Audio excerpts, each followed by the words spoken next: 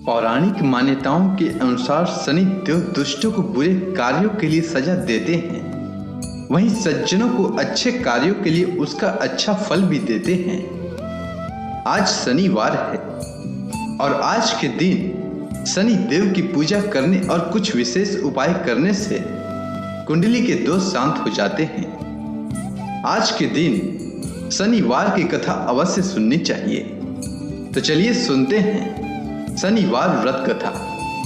पौराणिक मान्यता के अनुसार प्राचीन समय में एक बार की बात है, सभी नवग्रह जो कि सूर्य, चंद्र, मंगल, बुध, बृहस्पति, शुक्र, शनि, राहु और केतु हैं, उनमें इस बात को लेकर विवाद छिड़ गया कि हम सभी में सबसे बड़ा कौन है।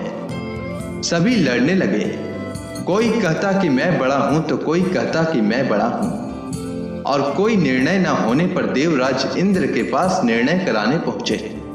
इंद्र इससे घबरा गए और इस निर्णय को देने में अपनी असमर्थता जताई, परंतु उन्होंने कहा कि इस समय पृथ्वी पर राजा विक्रमादित्य हैं, जो कि अति न्यायप्रिय हैं, वही इसका निर्णय कर सकते हैं। सभी ग्रह एक साथ राजा विक्रमादित्य के पास पहुंचे और अपना विवाद बताया, साथ ही निर्णय के लिए कहा। राजा इस समस्या से अति चिंतित हो उठे, क्योंकि वे जानते थे कि जिस किसी को भी छोटा बताया वही कुपित हो उठेगा। तब राजा को एक उपाय सूझा। उन्होंने स्वर्ण, रजत, कांस्य, पीतल, सीसा, रांगा, जस्ता, अभ्रक और लोहे से 9 सिंहासन बनवाए और उन्हें क्रम से रख दिया। फिर उन सभी से निवेदन किया कि आप सभी अपने अपने सिंहासन पर स्थान ग्रहण करें। जो अंतिम सिंहासन पर बैठेगा वही सबसे छोटा होगा। लौह सिंहासन सबसे बाद में होने के कारण शनि देव सबसे बाद में बैठे तो वही सबसे छोटे कहलाएं। उन्होंने सोचा कि राजा ने यह जानबूझकर किया है। उन्होंने कुपित होकर राजा से कहा, राजा, तू मुझे नहीं जानता। सूर्य एक राशि पर 1 महीना, चंद्रमा 2.25 महीना, मंगल 1.5 महीना, बृहस्पति 13 महीना व बुध और शुक्र 1-1 महीने विचरण करते हैं, परंतु मैं 2.5 से 7.5 साल तक रहता हूँ। बड़े बड़ों का मैंने विनाश किया है। श्री रामचंद्र जी के 7.5 आने पर उन्हें वनवास हो गया। रावण की आने पर उसकी लंका को बंदरों की सेना से परास्त होना पड़ा। अब तुम सावधान रहना, क्योंकि अगला विपत्ति तुम पर आने वाला है।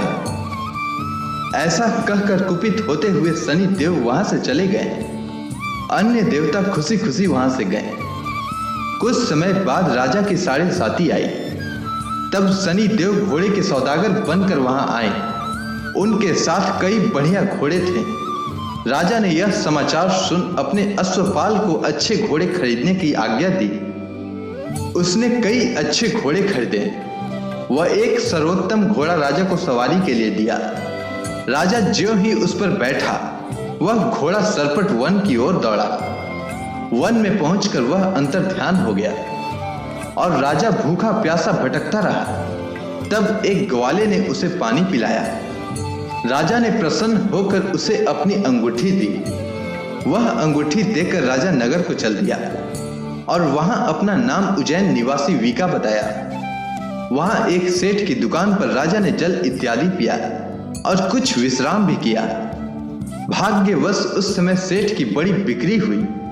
सेठ उसे खाना इत्यादि कराने खुश होकर अपने साथ घर ले गया।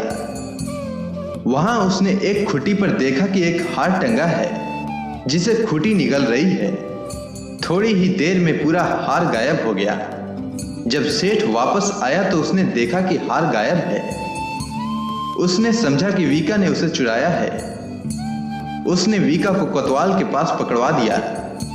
फिर राजा ने उसे चोर समझकर हाथ पैर कटवा दिए। वह चौरंगिया बन गया और नगर के बाहर फिकवा दिया गया।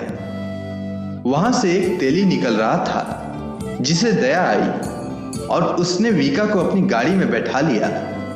वह अपनी जीभ से बैलों को हाँकने लगा। उस समय तक राजा की शनि दशा समाप्त हो गई। वर्षा काल आने पर वह मल्हार गाने लगा। तब वह जिस नगर में था वहां की राजकुमारी मन भावनी को वह मल्हार इतना भाया कि उसने मन ही मन प्रण कर लिया कि उस राग गाने वाले से ही विवाह करेगी। उसने दासी को उस मल्हार गाने वाले को ढूंढने के लिए भेजा। दासी ने बताया कि वह चौरंगिया है, परंतु राजकुमारी नहीं मानी। अगले ही दिन से वह इस बात को लेकर अनशन पर बैठ गई कि विवाह करेगी तो उसी से।